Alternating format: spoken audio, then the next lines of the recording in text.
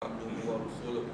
Pertamanya kita bersyukur kepada Allah Subhanahu wa Ta'ala kerana Allah memilih sebahagian daripada kita untuk berada di dalam rumah Allah Ta'ala ini.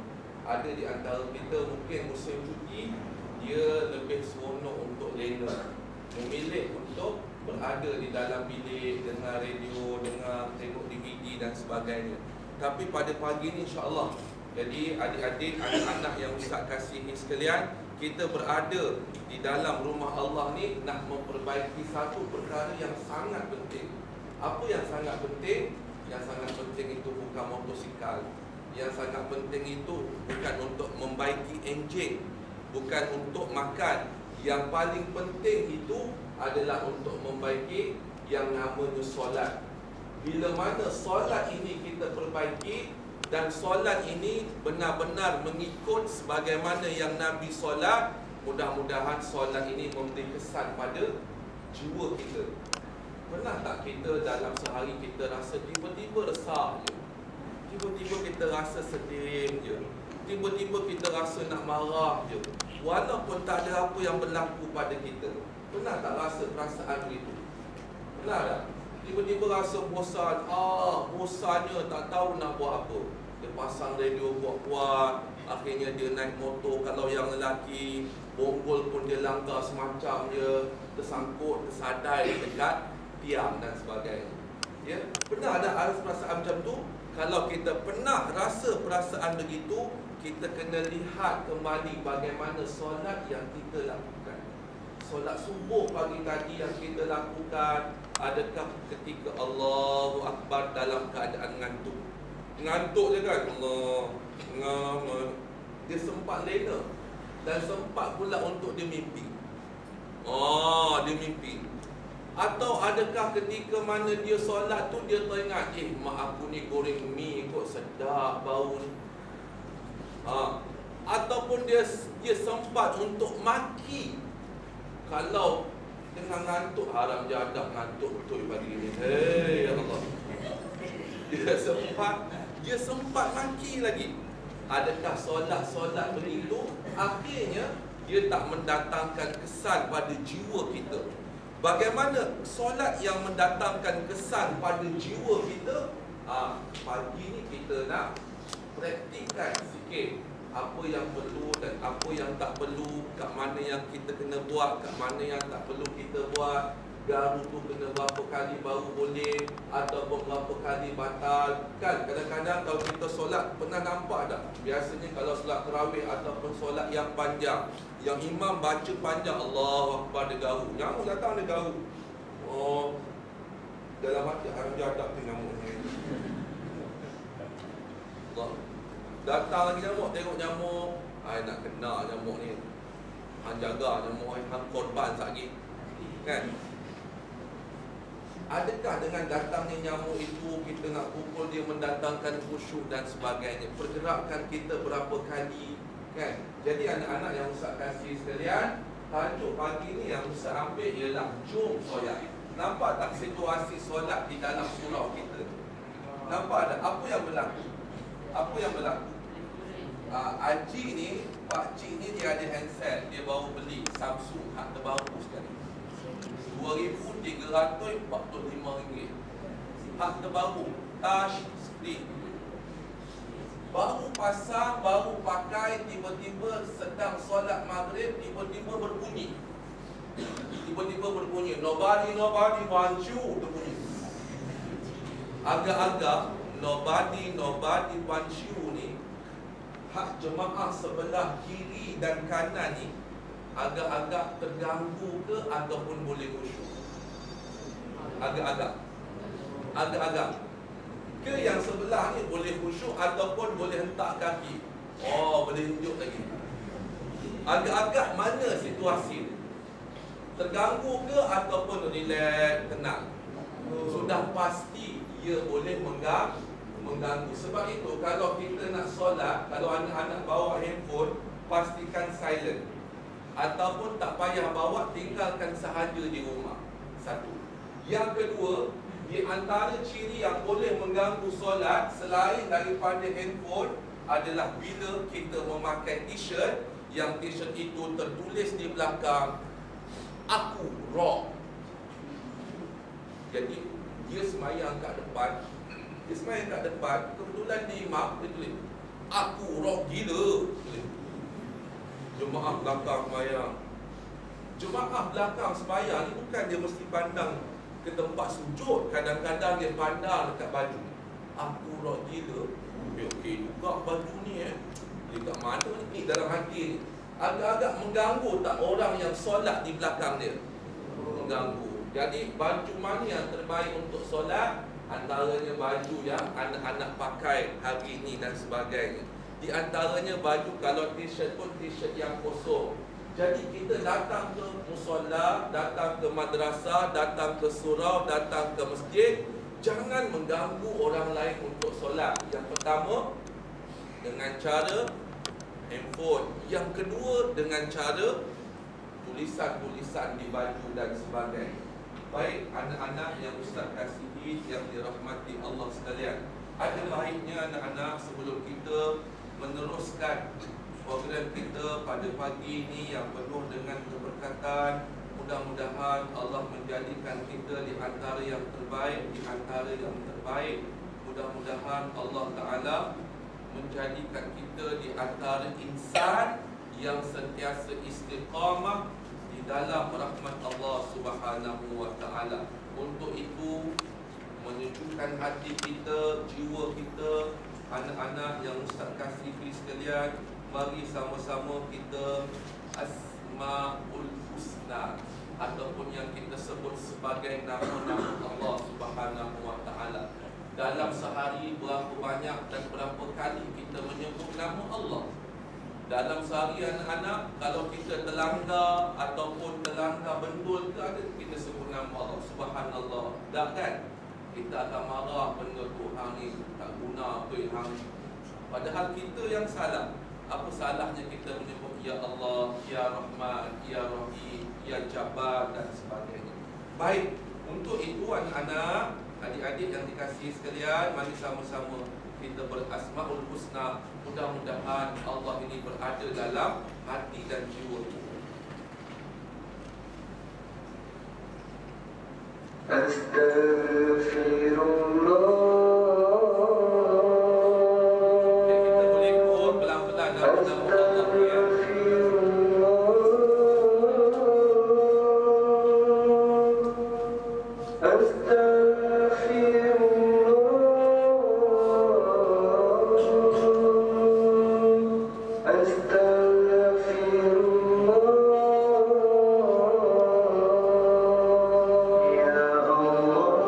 Ya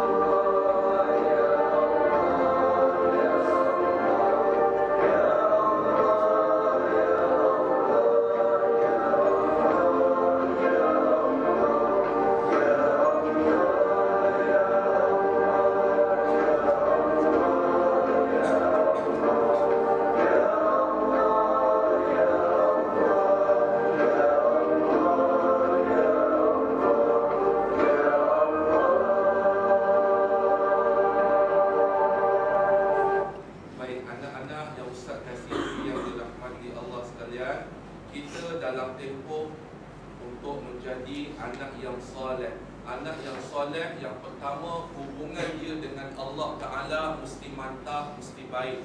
Sebagaimana hubungan kita dengan ibu ayah, hubungan kita dengan kawan-kawan, hubungan kita dengan jiran. Yang pertama sekali, hubungan dengan Allah mesti jaga. Bagaimana nak jaga hubungan dengan Allah? Salah satu cara nak jaga hubungan dengan Allah mesti melalui dengan solat. Sebab itu anak-anak, kalau kita perhatikan sejarah bagaimana sahabat ketika berlaku peperangan, kaki sahabat di antaranya Sayyidina Ali radhiyallahu anhu terkena tusukan panah. Bayangkan ketika dia solat, dia memerintahkan, aku solat ni tolong cabut panah, tolong cabut. Ketika dia solat, angkat takbir, lepas dia tahiyat, kemudian dia bagi salam, kemudian dia tanya dekat orang lain, kenapa tak cabut-cabut anak panah? Sahabat lain dia rasa hairan, kami dah cabut dah. Tengok, tak terasanya dia ketika solat dicabut anak panah daripada terkena kaki dia. Bayangkan kalau kita, tadi yang Ustaz cerita nyamuk tadi, punyalah kita marah nyamuk hakiki. Bagaimana sahabat-sahabat dulu, generasi dulu, solatnya sangat khusyuk, akhirnya memberi kesan kepada peribadi. Baik, anak-anak yang Ustaz kasihi, yang dirahmati Allah sekalian. Sebab itu, mari kita lihat anak-anak nak jadi anak yang soleh kan. Kalau kita nak jadi anak yang soleh, tengok adik ni umurnya 4 tahun. Dia sama macam mana anak nak jadi anak yang soleh, ikut kursus yang sama, solat yang sama. Tengok anak-anak.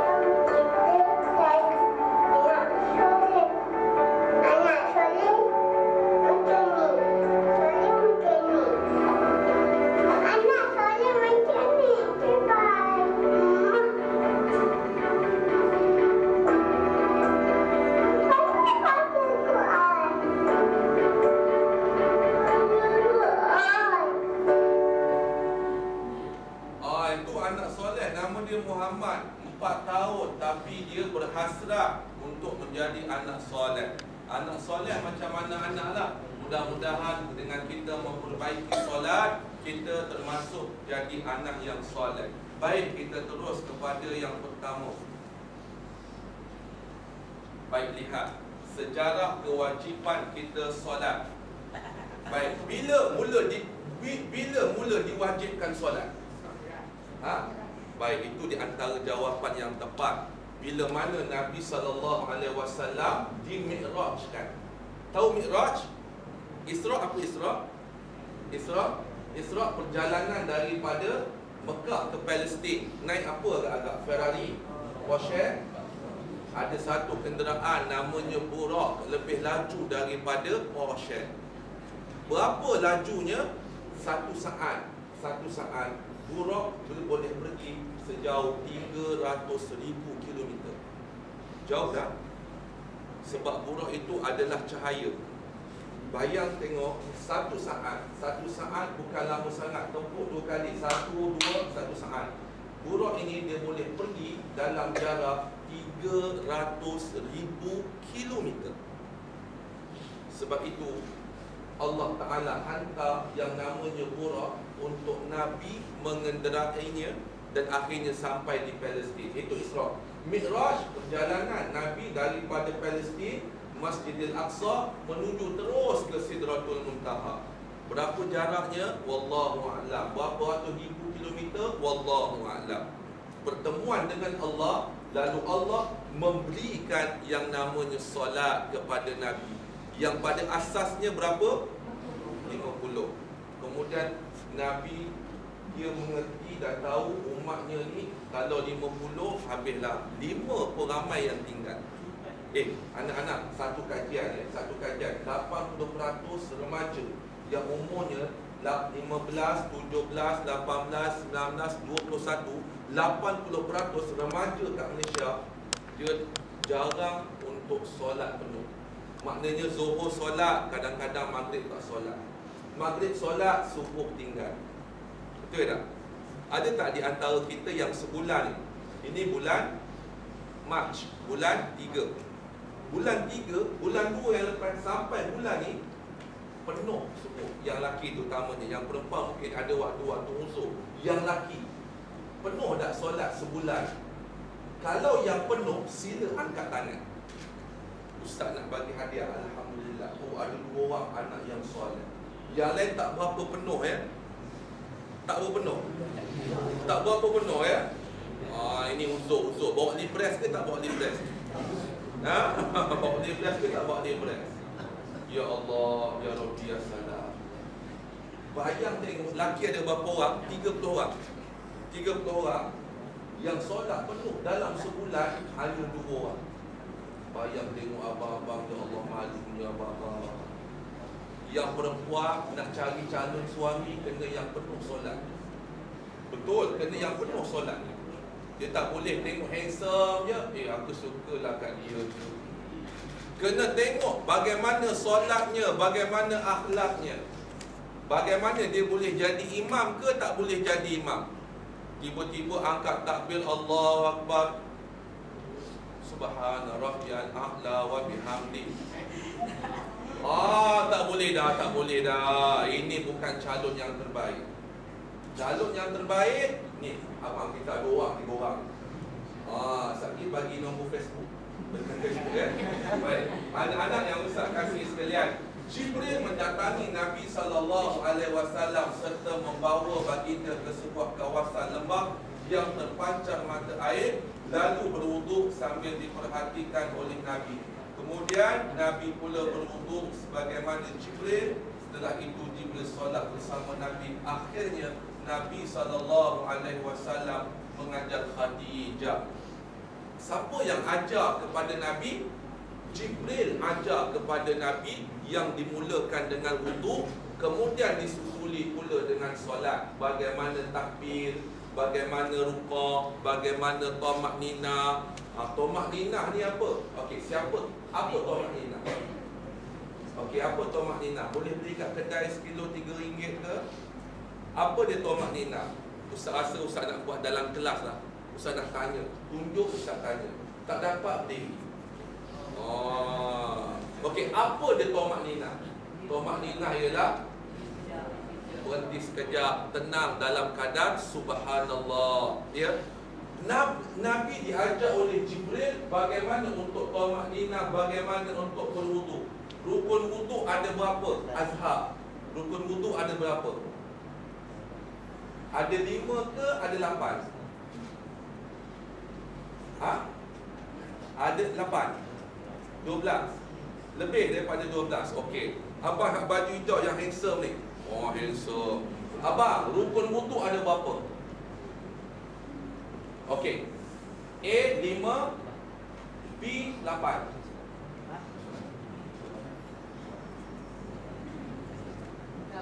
Yang lain perlu fikir. 5, okey. Abang, Izzat ada berapa? 5. Okey, abang daripada 100 ada berapa? Ada 5 yang wajib. Okey, kakak yang pakai baju merah ada 8, confirm ya. Abang yang pakai jubah ada 5, confirm je 5. Jawapannya rukun wuduk ada 6. Ya Ustaz, ya, bermula daripada niat sampai tertib ada 6 semua. Tak apalah, kita belajar Azhar kata lebih Ustaz. Berapa lebih? 18 kot. Baik, anak-anak yang Ustaz kasihi yang dirahmati Allah sekalian, kalau kita reti semua, maka kita tak payahlah datang camp. Tak retilah sebab kita datang. Baik, anak-anak yang Ustaz kasihi yang dirahmati Allah sekalian, Nabi kata apa? Sallu kama ra'aitumuni usolli. Kata Nabi kepada umat, solatlah sebagaimana kamu nampak aku solat. Hari ni kita pernah nampak tak Nabi solat? Nampak tak? Satu hari ada orang kata, Ustaz, satu hari tu Ustaz, saya pergi solat maghrib dekat surau Nurul Jannah ni, saya nampak Nabi solat Ustaz. Ustaz, dahsyat Nabi solat Ustaz. Bohong ke benar? Bohong, Nabi dah wafat. Macam mana kita nak tahu Nabi solat? Melalui sunnah ataupun melalui hadis-hadis Nabi SAW. Baik anak-anak yang Ustaz kasih yang dirahmati Allah sekalian, mari kita tengok satu video sebelum kita teruskan lagi apa yang ada di dalam keadaan ini. Anak-anak yang Ustaz kasih sekalian.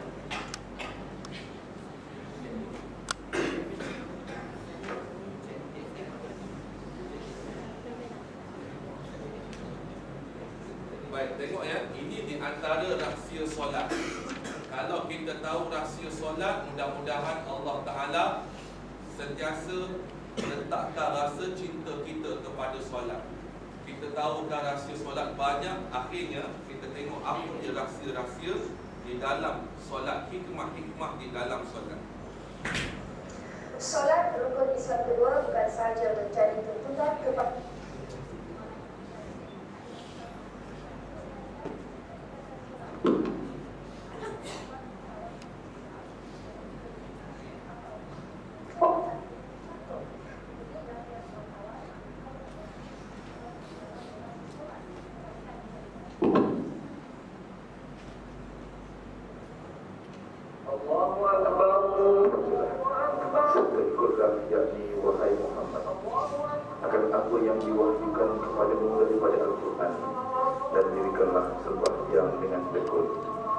Sesungguhnya sembahyang itu mencegah daripada perbuatan yang keji dan mungkar.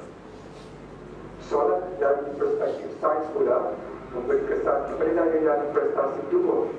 Postur yang rukuk, sujud, duduk antara dua sujud dan tahiyat mempunyai maksud tersirat serta kelebihannya tersendiri. Dan kami dapati bahawa postur tiap-tiap solat semasa seorang melakukan wujud dan pergerakan solat, barisan jantungnya adalah rendah. Dan sebenarnya ia adalah sangat bagus bagi merawat orang yang mengalami masalah sakit jantung. Rukuk yang sempurna membungkuk semua dada boleh merawat sakit pinggang. Sakit pinggang ini boleh dirawat dengan menggunakan postur dan pergerakan rukuk. Dan kami dapat buktikan sebenarnya apabila seorang itu mengalami sakit pinggang. Ada tak di antara kita sakit pinggang? Sakit pinggang, jawapannya solat boleh merawat. Bagaimana? Di antaranya kajian yang dibuat oleh Dr. Fatimah adalah melalui rukuk dan sebagainya. Okey, kita tengok lagi. Bila mereka rukuk, otot mereka tidak rileks. Ini menunjukkan apabila mereka bungkuk sepenuhnya dan juga rukuk, menunjukkan otot tidak rileks. Dan apabila otot tidak rileks, otot itu tegang dan dia menarik dia punya tulang belakang, dan ini yang menyebabkan seorang sakit pinggang. Dalam Islam lebih afdal kiranya solat dilakukan secara berjemaah. Kajian sains membuktikan melalui solat berjemaah komposisi badan seseorang itu lebih baik. Ini kerana jas tubuh manusia mengalir antara satu sama lain. Kesan daripada sentuhan bahu ke bahu seterusnya dapat menunjukkan jas tubuh. Untuk mendapatkan komposisi badan yang lebih baik, kaedah berikut amat ditekankan. Kepala menentikkan jari kaki ketika duduk antara dua sujud, dan tahiyat akhir juga mempunyai hikmahnya tersendiri. Kami dapati bahawa apabila seorang itu melakukan jarinya dilingkupkan semasa sujud dan juga duduk di antara dua sujud, kandungan lemaknya dapat dikurangkan. Dan juga kita dapat menambahkan otot dalam badannya. Kerana kelebihannya, kajian sains dalam solat ini turut membuka ruang kepada orang bukan Islam mengkaji dan memahami isyarat otak semasa solat dilakukan. Yang menunjukkan bahawa solat membolehkan seseorang itu jadi lebih tenang. Misalnya sepanjang hari dia kerja, tetapi Baik, ini Mr. Eng Swee Cheong. Dia bukan Muslim, dia beragama Buddha. Tapi dia kata solat lebih baik daripada apa yang kita sebut berdiri kemudian tenang tu apa? Yoga. Solat lebih baik daripada yoga untuk mendapat ketenangan. Ini seorang yang beragama Buddha. Solat itu ada 5 kali sehari. Solat 5 kali sehari. Jadi masa-masa ini, kalau mereka bersolat pada masa-masa optimum ini, mereka boleh menyegahkan badan mereka agar mereka dapat macam break, rehat, masa rehatkan kita untuk teruskan perjalanan dan sehari. Percaya atau tidak, solat juga boleh merawat penyakit mati tujuh. Bagi mengetahui rahsianya, terus sahaja ke alamat yang disediakan.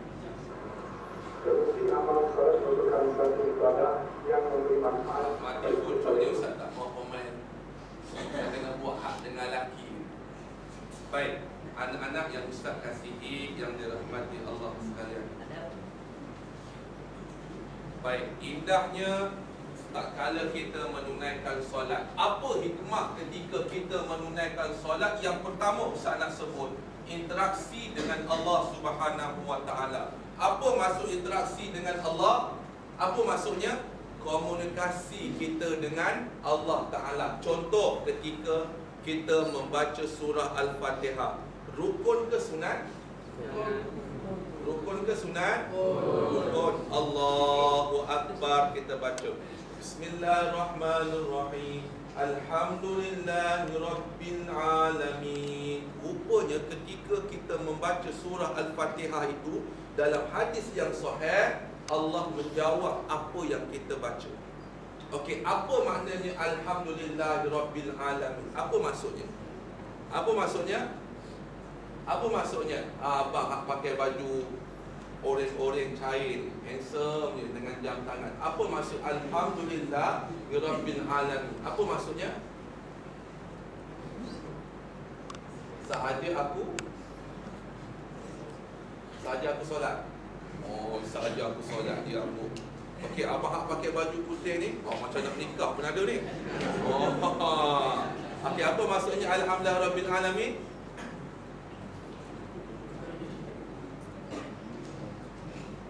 Tiada Tuhan, tiada Tuhan melainkan Allah. Okey, kita cari jawapan. Okey, abang pakai baju ungu ni. Oh, okey. Alhamdulillah Rabbil Alamin, apa maksudnya? Tak tahu? Ya? No comment. Okey, kita tanya orang sekolah agama lah. Adik yang pakai baju merah ni, Alhamdulillah Rabbil Alamin, apa maksudnya? Segala puji. Okey. Alhamdulillah Rabbil Alamin, segala puji dan puja hanya milik Allah Tuhan sekalian alam. Baik, salah tak apa. Kita nak belajar. Baik anak-anak, ketika kita membaca Al-Fatihah, Allah kata apa? Wahai malaikat, lihat bagaimana hamba-Ku memuji aku. Lalu Allah Ta'ala menyatakan, hamadani, mereka telah memuji aku. Ni ketika kita baca Al-Fatihah, kemudian kita baca lagi Ar-Rahmanir Rahim. Allah tanya kepada malaikat, wahai malaikat, lihatlah hamba-Ku yang berada di muka bumi.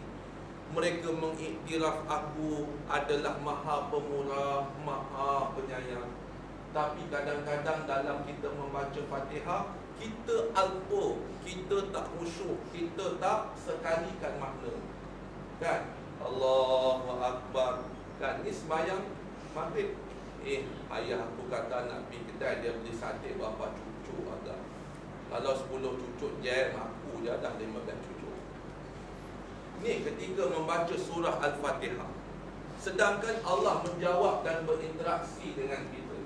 Manakala yang kedua, tadi kita dah tengok tubuh kita sihat dan kuat. Ada seorang ulama, orang tanya dia, kenapa anda masih kuat wahai Tuan Guru? Dia kata, semasa aku muda remaja, aku menjaga solat aku. Sudah tentu bila mana aku tua, aku pastilah Allah menjaga tubuh aku. Siapa nak sihat tubuh, siapa nak kuat minda, siapa nak cemerlang, kena jaga solatnya. Sebab dengan solat yang cemerlang, Allah akan jaga seluruh fizikalnya dan Allah akan jaga rohaninya. Manakala yang seterusnya anak-anak, selamat sosial. Apa maksud selamat sosial? Ya Allah kata innas solata tanha 'anil fahsya'i wal munkar. Solat itu menjauhi dia daripada perbuatan fahsya, perbuatan yang buruk, perbuatan yang hina, zina, mencuri, mengumpat, apa lagi? Merempit, apa lagi? Merenda, apa lagi?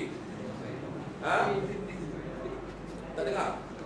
Apa lagi? Banyak lagi benda-benda yang munkar. Baik, untuk itu anak-anak tengok, kalau hasilnya kita tidak solat, lihat apa yang berlaku dalam hidup.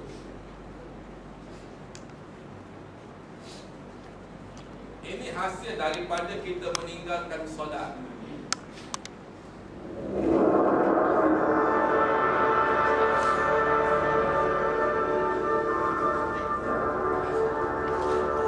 Ini diambil dalam filem-filem ya.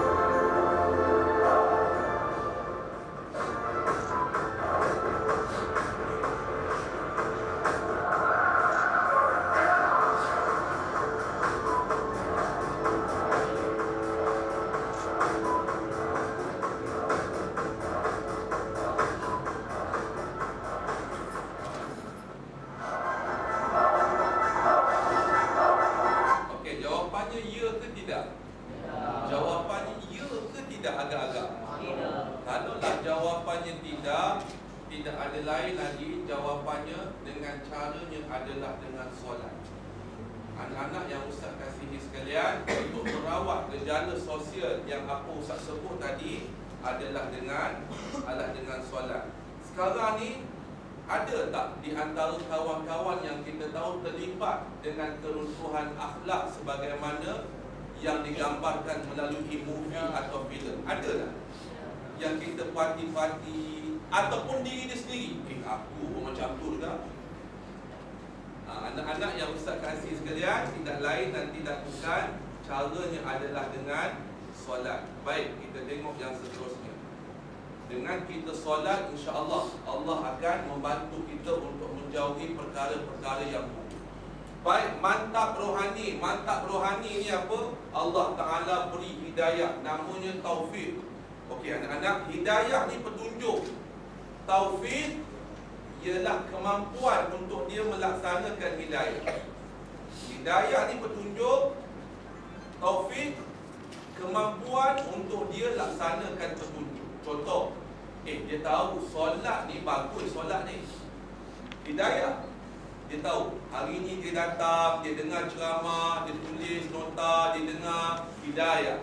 Taufik, kemudian dia ada kehendak dan ada kemampuan untuk solat selepas itu. Jadi kita memerlukan hidayah dan memerlukan taufik. Sebab itu dalam solat kita minta ihdinas siratal mustaqim, artinya ya Allah anugerahkanlah petunjuk hidayah taufik. Baik anak-anak yang Ustaz kasih sekalian, tidak lain dan tidak bukan antara indahnya menunaikan solat ialah Allah Ta'ala akan menggandakan pahala manakala menghapuskan dosa-dosa. Ada tak di antara kita yang mendapik dari Ustaz, saya tak pernah lakukan dosa lah Ustaz, saya ni maksum lah Ustaz, bangun-bangun dia Ustaz, saya suci Ustaz, oh saya ni confirm syurga lah Ustaz, confirm. Ada tak di antara kita yang mendapik dada, Ustaz saya tak ada dosa? Ada tak? Ada tak di antara kita ni yang belum balik? Mungkin ada 2-3 orang tu yang belum balik.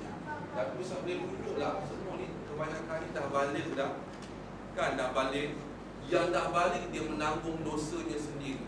Daripada dia bangkit tidur sampai lagi dia duduk dekat surau, mengaku ataupun tidak ada sedikit dosa yang dia lakukan. Ada.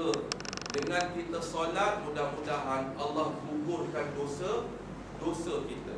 Baik anak-anak yang Ustaz kasihi, yang dirahmati Allah sekalian. Tengok ya, orang yang hebat solat ni ya, Allah akan bagi ketenangan. Ini orang yang tak solat ialah yang berlaku ni orang putih, stres. Kalau siapa tak nak stres dengan solat.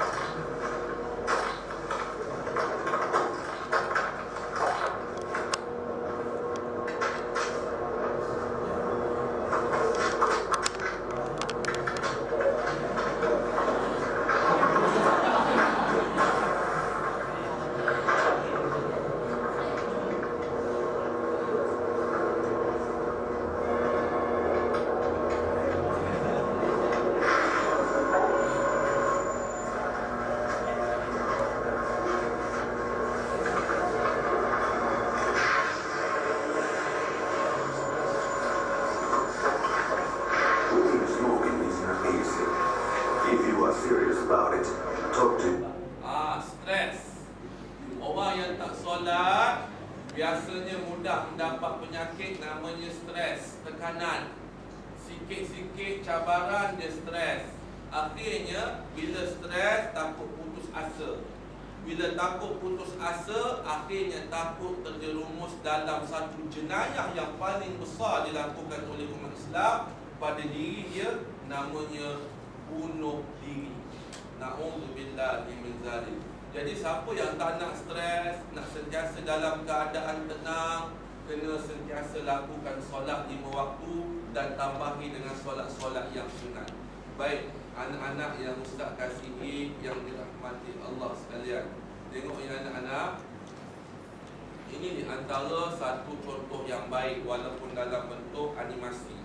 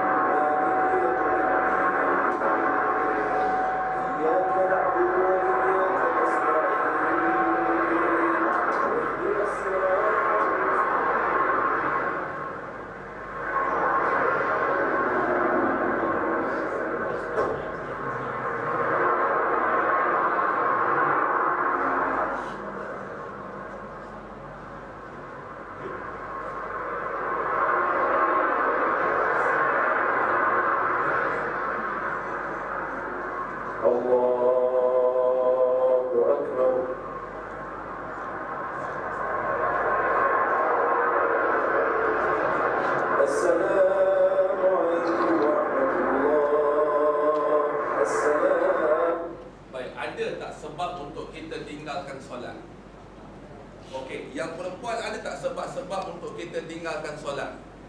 Ada tak? Anak-anak perempuan ada tak? Ada tak? Ada uzur dan sebagainya. Yang laki? Yang laki? Ustaz, saya demam lah Ustaz, tak boleh nak bangkit. Pitam nanti kalau saya bangkit. Boleh tak kita tinggalkan solat? Boleh tak? Lelaki ada dua sebab kalau kita boleh tinggal solat. Ada dua perkara yang boleh kita meninggalkan solat. Yang pertama, gila. Esok bangkit-bangkit, dia keluar daripada rumah tak pakai apa, gila. Gila. Daripada air terjun sampai ke depan rakam muda tak pakai apa, gila. Azan Zuhur tak wajib solat sebab tak ada akal. Yang kedua, kalau lelaki tak nak solat, satu syarat lagi, mati. Pernah tengok orang mati solat? Dia mati. Weh, bangun solat. Sekali dia bangun, dia bangun, Allah Akbar. Kena pun lari kan? Jadi orang lelaki yang tak solat, yang pertama gila, yang kedua mati. Selain daripada tu kena solat. Ustaz, saya ni patah tangan Ustaz, aksiden Ustaz. Tengah baring tu boleh solat. Ustaz, letih sangat ni Ustaz, ni kepala ni nak tercabut Ustaz. Ya Allah Ustaz, pening sangat-sangat ni Ustaz. Bangun je muntah. Asyik muntah je bangun Ustaz. Nak buat macam mana? Solat sambil duduk. Anak-anak, tak ada sebab untuk kita meninggalkan solat. Okey, dalam perjalanan daripada Taiping nak pergi ke Johor, agak-agak dalam kenderaan tu dah masuk Johor ni, agak-agak nak solat macam mana? Ya? Jamak. Abang ni handsome. Bagus, jawapan yang tepat. Okey, kita bukan nak bincang pasal jamak kan. Jamak ni kita kena bincang hari yang lain sebab dia agak complicated, agak susah sikit. Baik, jamak ni menghimpunkan dua waktu jadi satu waktu. Okey, secara ringkas, nak jamak solat ni, okey, anak-anak keluar daripada rumah Bukit Janab nak pergi ke Taiping.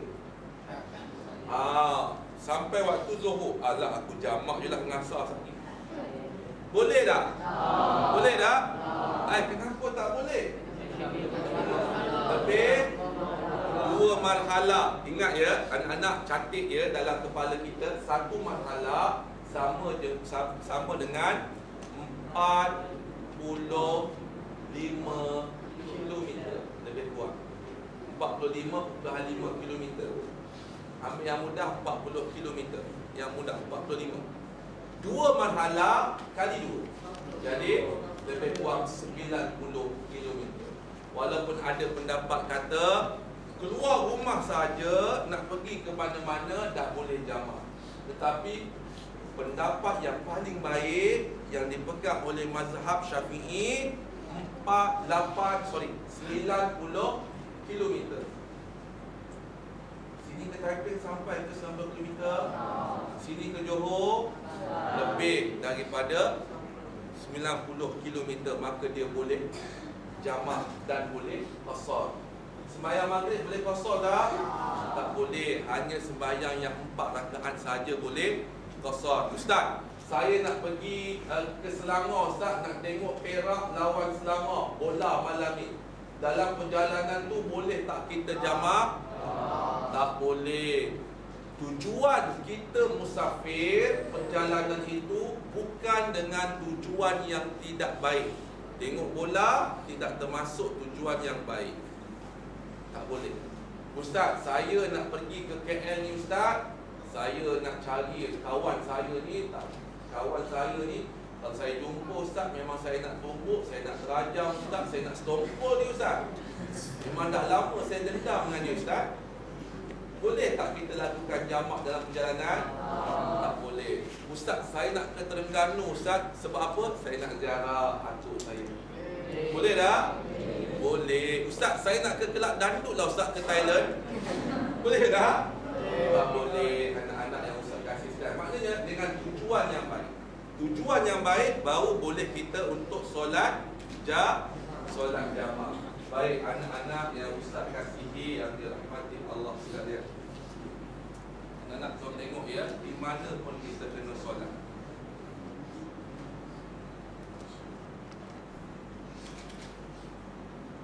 Oh, people in a heart made of tin, Tak ada sebab untuk kita meninggalkan solat. Di mana dreams away of clean water and a clean river. Want to feel minds as he plays each day. Oh, people, somewhere dark out of the room. Hate us from eternal prayer. To save his life, he just couldn't pay. Tell me what we're gonna do for our brothers and for our sisters and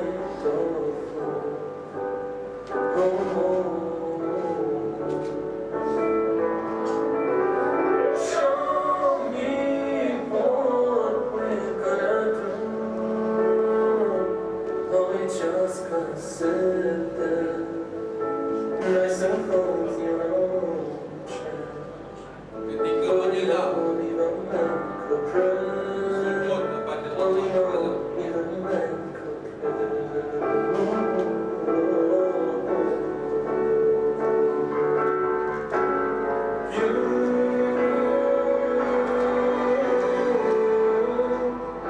You might ask yourself,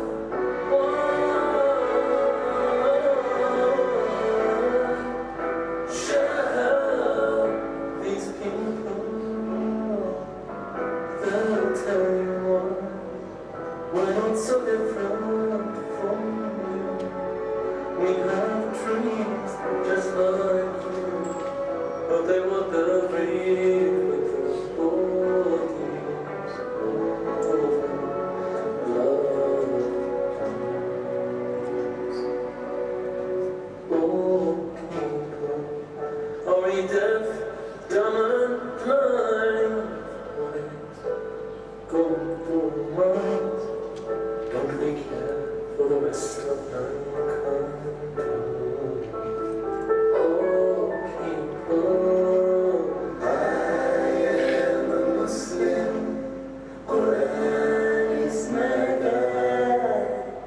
I hear the calling of them, with it we unite. Ya Allah, Ya Allah, we are your servants, Ya Allah. La ilaha illallah. Baik, ini di antara solat-solat manusia yang tidak mampu meninggalkan. Baik, apa maksud solat? Solat segi bahasa kena ingat, maksudnya ialah doa.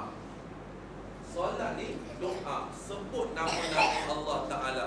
Kan dalam Quran kita kata ya ayyuhallazina amanu sallu alaihi wasallimu taslima, selawat kepada Nabi. Apa maksud selawat?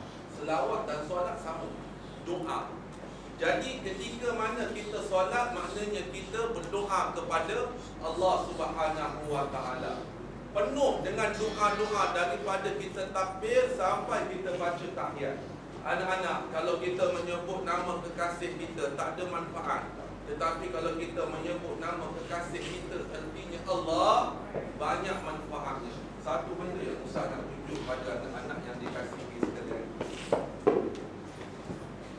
Tengok ya, bila sebut nama Allah, ni nak sembelih kambing, satu kajian dibuat di barat.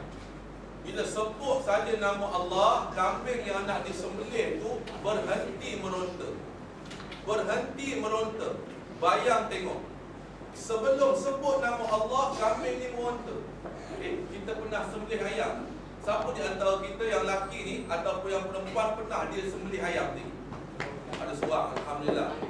Alhamdulillah ada seorang. Abang tingkat tahun berapa bang? Tingkat 3, sekolah mana? Sekolah KI, tahniah abang. Susah dah nak sembelih ayam, motor dah. Tak motor. Bapak kan? Yang pernah sembelih ayam dah mati mana boleh sembelih. Ada tak yang pernah sembelih kambing? Ada kambing? Tak ada. Yang belas dengan lembu? Lagilah tak ada. Tengok bila mana manusia ni dia sebut kalimah Allah, tengok apa yang berlaku kepada kambing-kambing. Tengok anak-anak. Okay, what we're going to do, we're going to pick the mamas, we're going to bring them over here, and we're going to make them submit on the ground.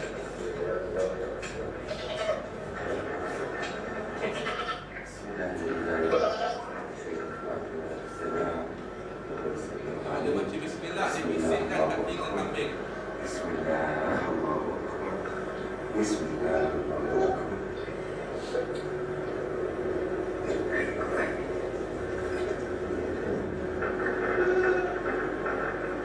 This is total submission.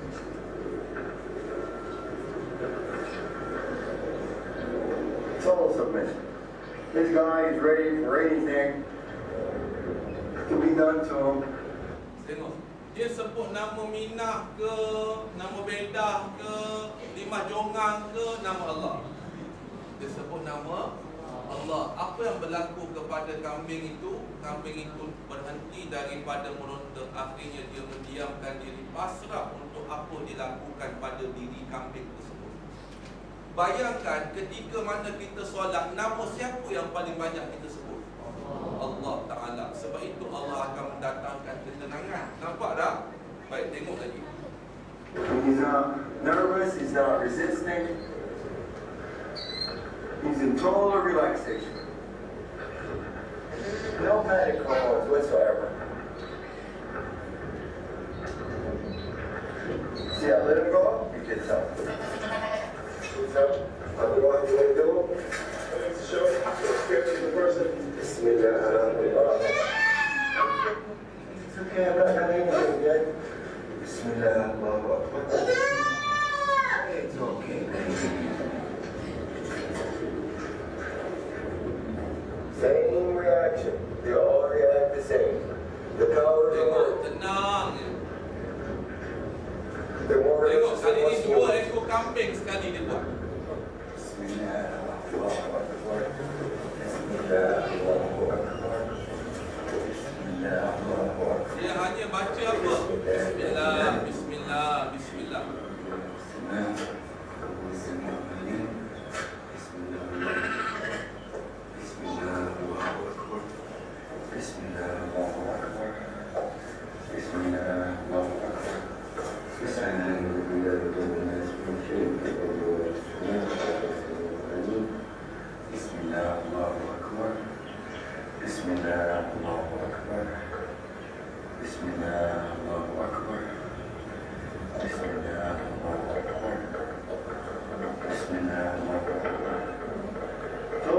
Nampak tak?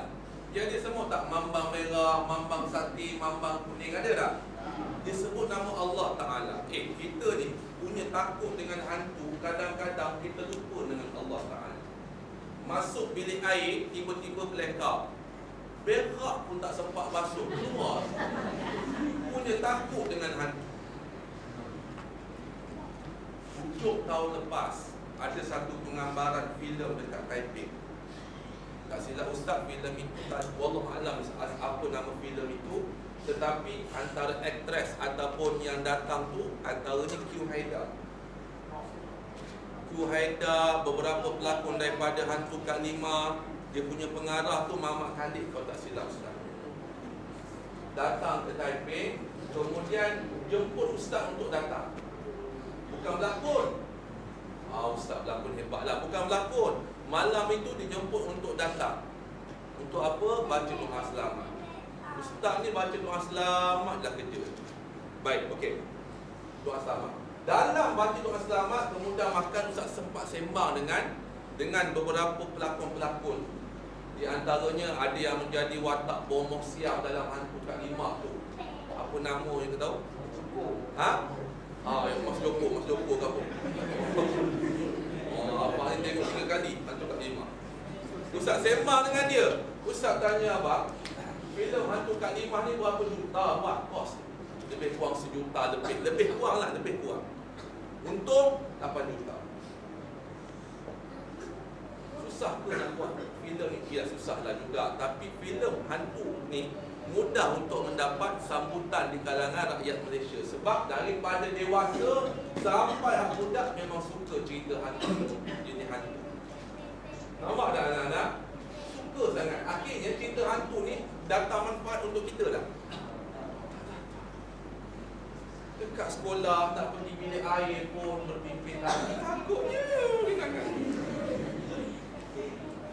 Sampai satu tahap anak-anak masuk ni nak berak ni, hang tunggu kat dalam lah. Tapi hang pandang sana lah.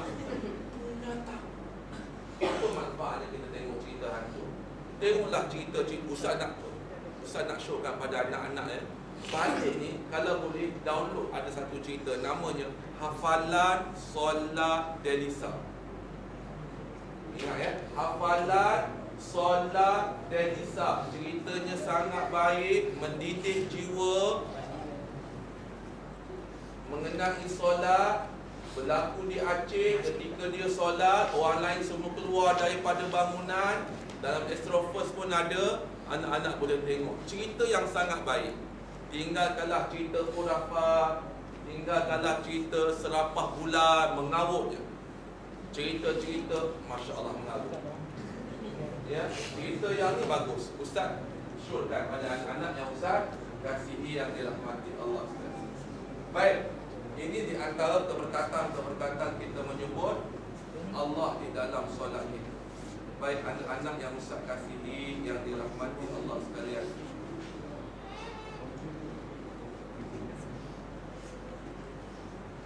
Baik, setakat ni ada tak yang nak tanya apa-apa sebelum kita rehat minum?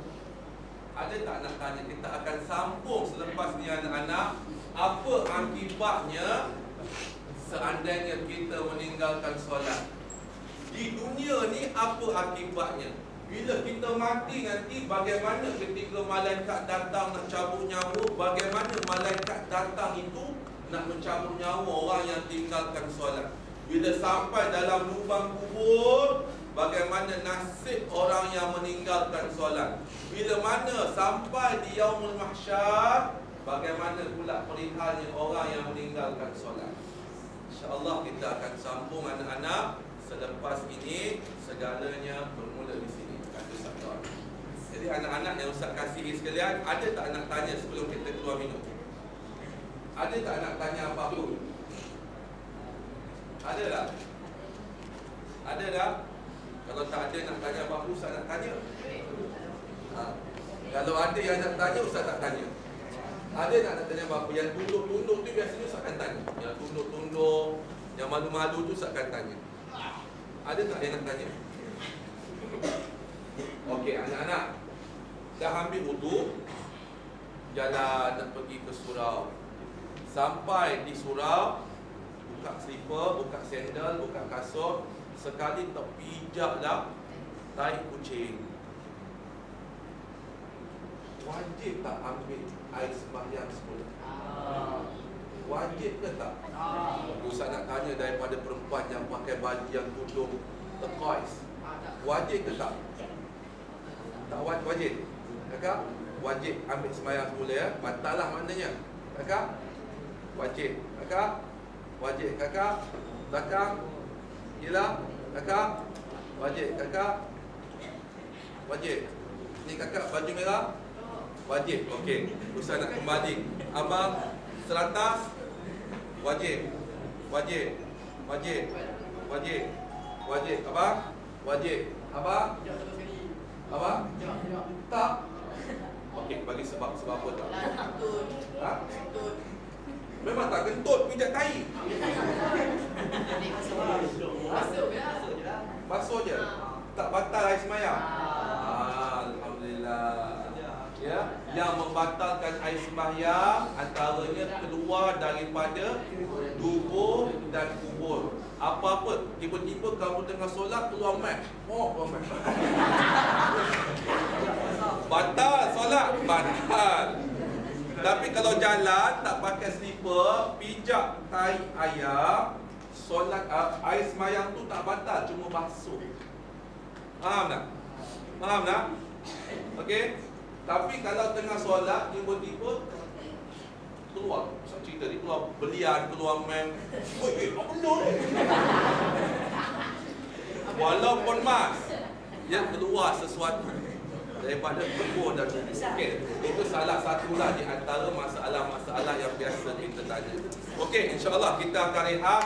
Kemudian kita akan sambung sedikit bahana orang yang meninggalkan solat. Baik anak-anak yang Ustaz kasih sekalian, cukup sekadar itu separuh masa petang. Wallahu a'lam. Terima kasih.